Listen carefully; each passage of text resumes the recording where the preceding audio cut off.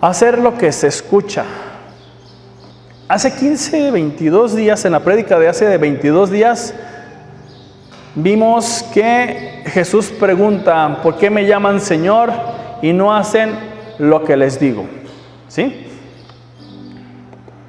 Y había dentro de la historia dos hombres, un prudente y otro insensato.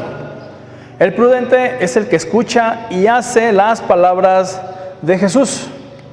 El insensato es el que escucha, pero no hace las palabras de Jesús. Lucas 7:1, ese es nuestro texto de entrada.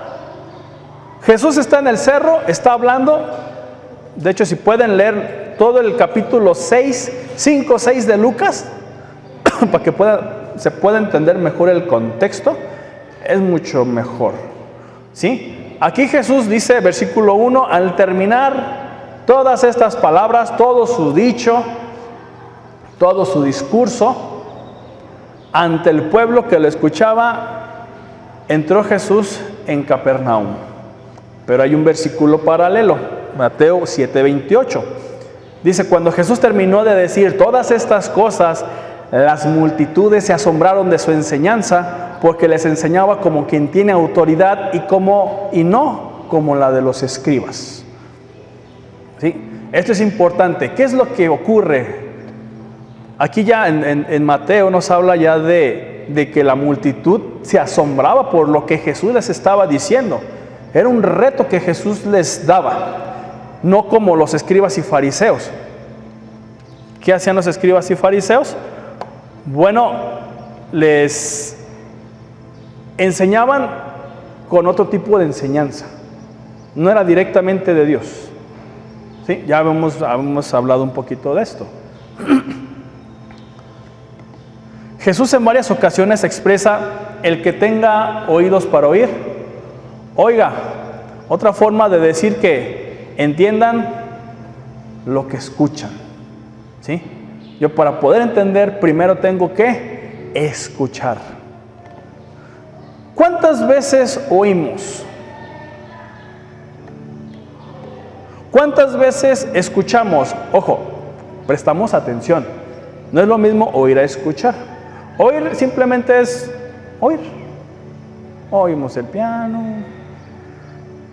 Pero el escuchar implica poner atención a lo que están diciendo, qué notas están escuchando en el piano, etcétera, ¿sí?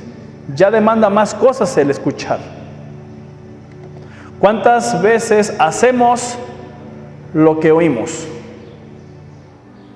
¿Y cuántas veces hacemos lo que escuchamos? Muchas veces tiene más peso el escuchar que el oír. Cuando Jesús termina de hablar sus brillantes palabras a una multitud multifacética, porque había de todo, había gente del vulgo, es decir, gente común y corriente, también había gente pues altamente preparada, los fariseos, los saduceos, etcétera. Pues Jesús tenía un público que tenía que hablarles a todos. Y en donde escuchar y hacer estaban, ojo, relacionados. Jesús les estaba diciendo, escuchen y hagan, ¿sí? En la cultura judía era importante el escuchar y después hacer lo que se estaba escuchando. No es muy diferente a la mexicana, ¿verdad? La mexicana, desgraciadamente, es que oye primero y después dice, ¿qué me dijiste?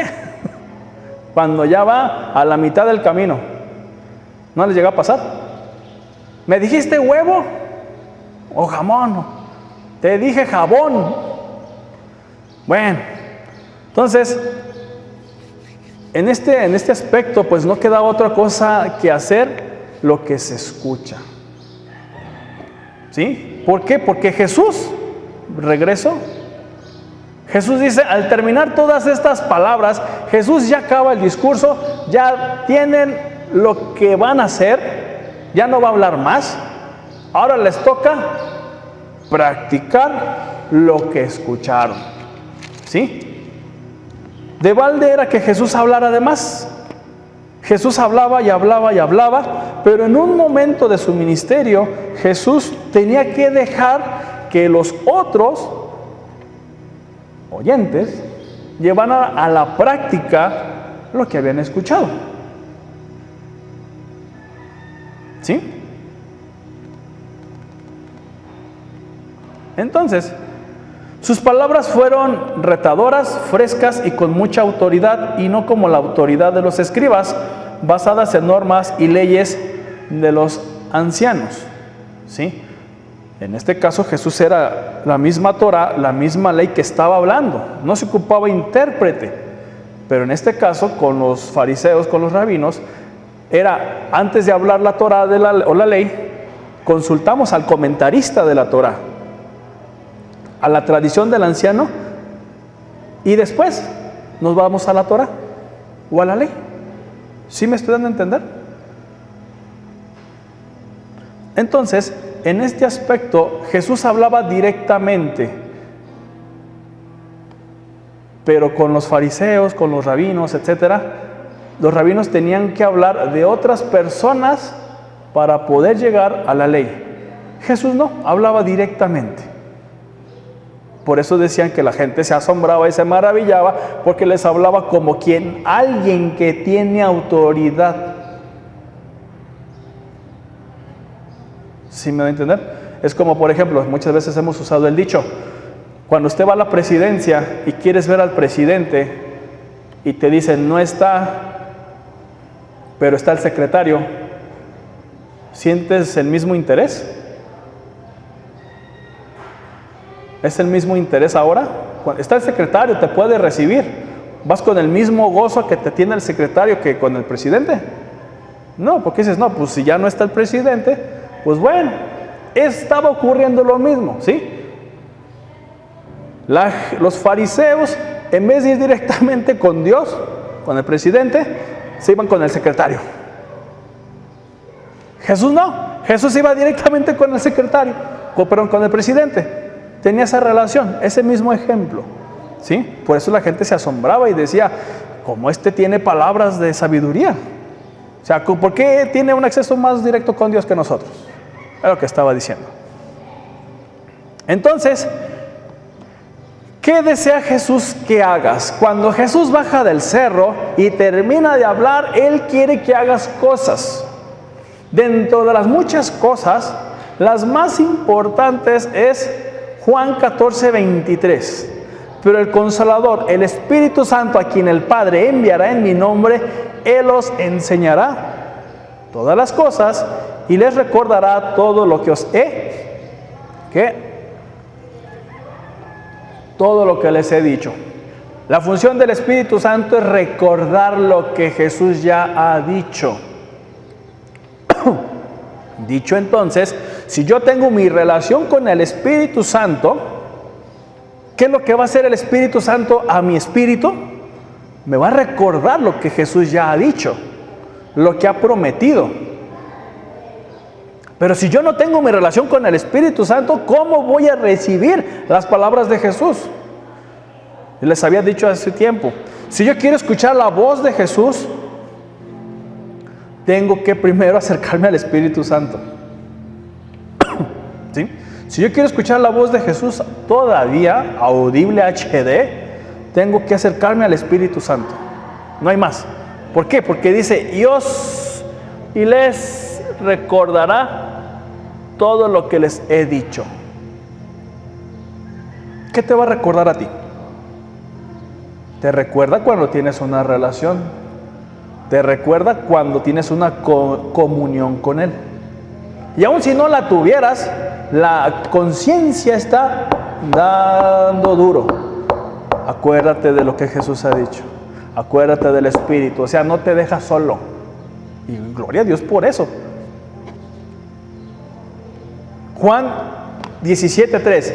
Y esta es la vida eterna, que te conozcan a ti, el único Dios verdadero, y a Jesucristo, a quien has enviado. ¿En qué consiste o en qué está la vida eterna, o qué conlleva la vida eterna?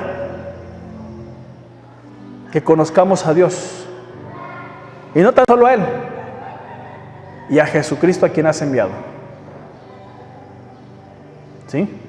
Si a la vida eterna va a consistir o le vamos a pegar o le vamos a agregar ese asunto, conocimiento de Dios. No que añadamos conocimiento de Dios, sino que tengamos una relación, porque aquí conocer implica encuentro, implica intimidad.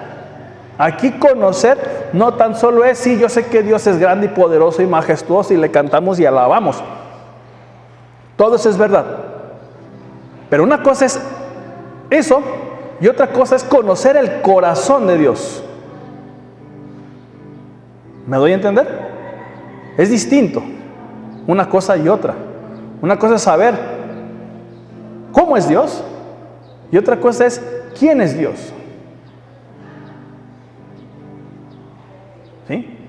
Por eso Jesús lo llama Padre, porque lo conoce el corazón. Y si nosotros conocemos el corazón de Dios, podemos llamarlo Padre. Y hay grados de intimidad con los padres. Mientras más conozcas el corazón de papá, más intimidad tendrás con él. Más sabrás sus designios, sus propósitos. Pero no tan solo es Dios, sino también a Jesús.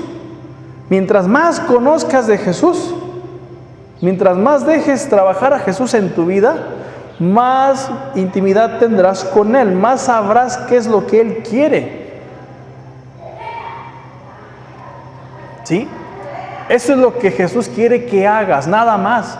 Hay más cosas, pero la parte medular es el Espíritu Santo, que tengas una relación con Dios y que tengas una relación con el Hijo.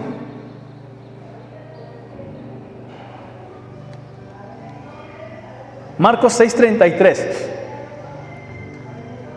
Pero respondiendo él les dijo: dadle vosotros de comer. Y ellos le dijeron: ¿quieres que vayamos y compremos 200 denarios de pan y les demos de comer? Y esto es interesante. Aquí Jesús estaba con una multitud, había creo que 5,000, si mal no recuerdo.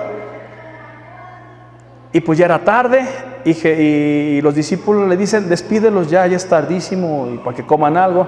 Y Jesús les dice: pues denle ustedes de comer. Ah, caray, ¿y por qué yo? Ah, muy fácil, porque yo te di autoridad, porque yo te di poder para sanar enfermos, para resucitar muertos y hasta para que les des de comer y puedas calmar la tempestad. ¿Sí? Yo te di, ahí está. Por eso le dice: dale de comer. ¿Y qué dijeron los discípulos? No, pues no se nos da eso. Bueno, ya Jesús tuvo que hacer el milagro para que pudieran alimentarse 5,000 gentes. Pero más adelante, en Marcos 8:4, ocurre el mismo suceso. Hay una multitud de gente. Jesús está diciendo: pobrecitos, híjole, no hay dónde comer ni qué comer. Eso es lo que dice Jesús. Y sus discípulos le respondieron: ¿dónde podrá alguien encontrar lo suficiente para saciar de pan a estos aquí en el desierto? Jesús está diciendo: ¿dónde? ¿Quién les dará de comer? ¿Sí? Mario, ven tantito, porfa. Ven tantito. Ven, porfa.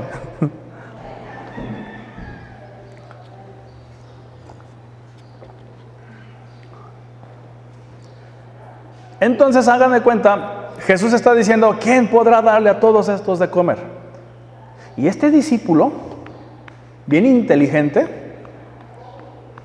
le está diciendo estas palabras: ¿dónde podrá alguien encontrar lo suficiente para saciar de pan a estos aquí en el desierto? Pero ¿saben cómo le estaba diciendo? Ya me imagino, así: ¿dónde podrá alguien que les dé de comer a todas estas gentes?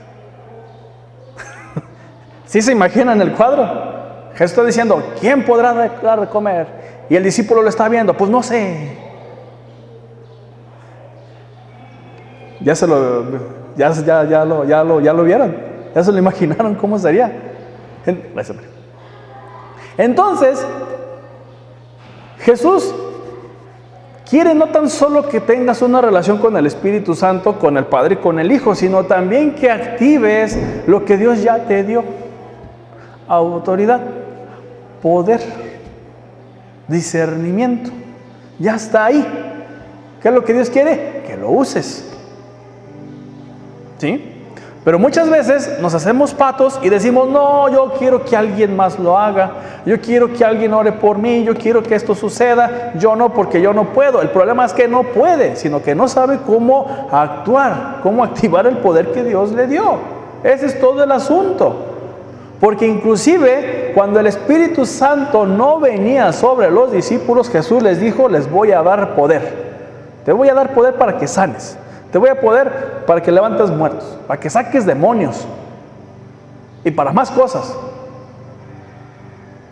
Hasta dijeron: Señor, estas gentes no nos siguen, ¿quieres que hagamos descender fuego? Y Jesús les dijo: no saben de qué espíritu son. ¿Podían hacer los discípulos? Claro que sí. ¿Por qué? Porque tenían poder. Pregunta: ¿no creen que cuando hayan estado en las circunstancias del hundimiento de la barca, lo hayan podido hacer? Sí podían. Cuando estaban con alimentación, ¿hubieran podido hacerlo? Sí podían. Pero dijeron: no, yo quiero que lo haga Jesús. Y qué bueno que le hayan dado ese honor a Jesús, que le hayan dado el lugar a Jesús. Pero cuando Jesús te está diciendo: tienes que hacer esto y esto y esto y esto y esto, y cuando Jesús se calla, es porque usted tiene que practicar lo que Él ya ha dicho. ¿Sí? Hay que practicar lo que Jesús ya ha dicho. Existirán momentos que Dios te va a decir: sí, hijo mío, adelante, conquista, tú puedes, vamos. Va a haber momentos en que Jesús te va a decir: ¿sabes qué? No, definitivamente no. Espérate un poquito, porque lo que tú quieres y yo deseas no te conviene. Te va a ir mal. Y yo quiero que te vaya bien. Pero va a haber momentos en que te va a decir: hazlo tú. ¿Yo qué? Eres tú. Tú estás viviendo. Comete errores, mete la pata. Porque luego la gente se enoja y se molesta con Dios por las malas decisiones que llega a tomar en la vida. Y eso es lo malo, que le echamos la culpa a Dios muchas veces de las malas decisiones. Por eso es el hazlo tú, es analízale, piénsale. De hecho, escuché una vez una prédica que Dios ya no da parejas así nomás, porque un día resultó que Dios, cuando Dios crea a Adán y Eva, Dios le trae a Eva, se la presenta, dice: mira, Adán, este es Eva. Y pues le gustó la muchacha. Y cuando pecan, Adán dice: ¿dónde estás? Pues me escondí, tuve miedo. Ok, ¿quién te dijo que estabas desnudo? No, pues comí. ¿Por qué comiste? Y ahí viene lo bueno: la mujer que tú me diste. Fíjate, la mujer que tú me diste me dio de comer y yo comí. ¿A quién le está echando la culpa? ¿De quién es la culpa? De acuerdo a lo que dijo Adán. Le está echando la culpa a Dios. Tú me la diste, yo no la escogí. Tú me la diste, yo no te dije que sí. Es que yo no sabía que tenía que ser así. No, por eso, desde ese día en adelante, Dios ya no da parejas. Dice: tú piénsale, tú analízalo, tú escudriña. Te voy a bendecir, pero piénsale bien, analízalo bien. Y Dios lo bendice. ¿Se vale pedir? Sí, pero la inteligencia ante todo también. Por eso también sí hay que ser espirituales, pero también hay que ser inteligentes para hacer las cosas. Por eso Jesús decía que crezcamos espiritualmente intelectualmente y, ¿por qué no?, físicamente. Por lo menos eso es lo que nos narra Lucas capítulo 1. Jesús crecía en estatura y en gracia para con Dios y las personas. Y crecía en inteligencia también. O sea, sé que no me tengo que quedar con uno más que otro. Todo tiene que ir en la misma sintonía. Una cosa sí es segura: cuando Jesús termina de hablar, es hora de actuar. Porque ya no va a haber más palabras, ya tienes todo. ¿Qué es lo que hace falta? Practícalo, hazlo. Por eso Jesús dice: el que oye mis palabras y las practica, lo compararé a un hombre sensato, inteligente, sabio. Pero a uno que escucha pero no hace, lo voy a comparar con un hombre insensato, que sabe lo que tiene que hacer pero no lo hace. Y luego le anda echando la culpa a medio mundo de sus errores. Jesús pregunta: ¿por qué me llaman Señor y no hacen lo que les digo? Ese es todo el asunto. No se trata de salvación, no se trata de incluso de conocer a Dios en la intimidad, sino se trata cuando me da Dios, me habla, ¿qué hago con eso? ¿Qué hago con lo que escucho? Nada más. El discípulo obedece, el aficionado observa, pero el que es hijo obedece en amor. Otra vez, el discípulo obedece, el aficionado observa. ¿Cuál es la diferencia entre el aficionado y el discípulo?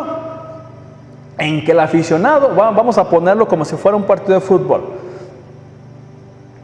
Los aficionados, ¿dónde están? Normalmente en las gradas. Y en las gradas salen los mejores directores técnicos del mundo mundial. Le hubieras hecho así, le hubieras hecho de esta forma, hubieras hecho y empiezan a dar órdenes. Pero cuando están en la cancha de juego, cuando si Dios les da permiso de dirigir, ¿saben cómo se quedan? De 6. No hacen nada. Porque una cosa es ver a los leones de afuera, frase de Mario, o a los toros, y otra cosa es verlos desde adentro. Ahí es lo chido, ahí es donde sí se aplica. Ahí es que voy a hacer, que muchas veces la teoría no sirve.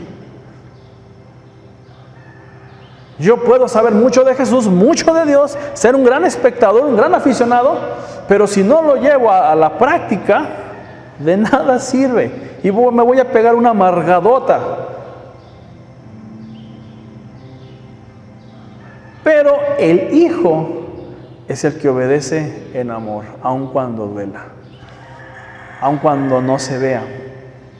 Por eso, gloria a Dios, que nunca veremos en la Biblia que vamos a sentir su presencia para saber que Él está con nosotros.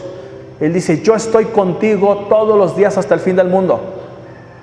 O sea, tienes que saber eso: yo estoy todos los días. No dice me sentirás. No, gloria a Dios por ello. Entonces, ¿qué yo tengo que hacer? Es creer en esa promesa. Si soy hijo, tengo que creer en la promesa de papá. Y muchas veces como padres cometemos esos errores. Te prometo, hijo, que vamos a hacer esto u lo otro. Y llega un momento en que como padres llegamos a decepcionar a nuestros hijos. Gloria a Dios, Dios no nos decepciona en ese aspecto. Pero ¿te imaginas un día de esos? Dios nunca te va a decepcionar, pero compórtate como hijo. Nada más. ¿Qué te ha dicho el Espíritu esta semana? Recuerdan que les he dicho, hablen con el Espíritu, platiquen con el Espíritu, conversen con el Espíritu. ¿Qué te ha dicho esta semana? No me digas, no quiero saber. Ese es tú y el Espíritu. Si lo has escuchado, ¿Le has creído a lo que has escuchado? Si le has creído a lo que has escuchado, ¿le has obedecido?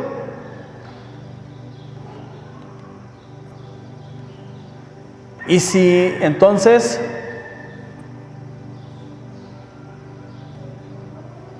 ponlo en práctica. ¿Sí? Ahí me equivoqué, ponlo en práctica. O sea, al final de cuentas es eso. Y esta semana te vuelvo a decir lo mismo. Habla con el Espíritu. Si tú no hablas, ¿qué crees? No te va a hablar. Sí te va a hablar, pero de acuérdate, como un despertador espiritual. Acuérdate que tienes que hacer, acuérdate. Pero si tú quieres algo nuevo, fresco, renovado, que renueve tu espíritu, entonces platica con el Espíritu, escúchalo, cree lo que te dice y obedece lo que te ha dicho y practícalo, nada más. ¿Por qué? Porque cuando Jesús habla y termina de hablar, es momento de actuar.